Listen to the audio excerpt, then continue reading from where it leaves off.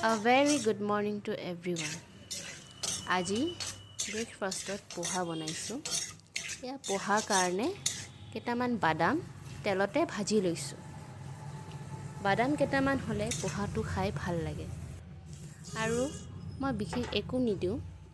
এয়া তেলত কেইটামান সৰিয়হ দুখিলামান নৰসিংহ পাত দিছোঁ। তাতে এটা জলকীয়া সৰু সৰুকৈ কাটি দিছোঁ। তাৰপিছত মই কেইটামান খিচমিচ দিছোঁ। মই পোহাত খিচমিচ দিলে ভাল পাওঁ।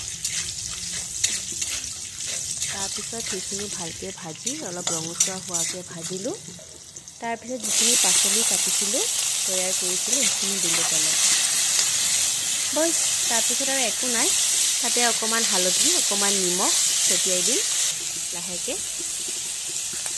তাৰপিছত সেইখিনি অলপ ভাজিব লাগিব। ভজা হোৱাৰ পাছতে আমি যিখিনি চিৰা ধুই থৈ দিছিলোঁ, মই অকণমান চিৰাখিনি ধুই থৈ দিছিলোঁ, সেইখিনি তাতে দি দিম। চিৰাখিনি দিলোঁ। চিৰাখিনি ধুই থৈ দিলে অলপ ফুলি যায়। এতিয়া অকণমান ভাজি দিম। ভজা হোৱাৰ পাছতে যিখিনি বাদাম যে ভাজি থৈছিলোঁ অলপ আগতে সেইখিনি তাতে দি দিম।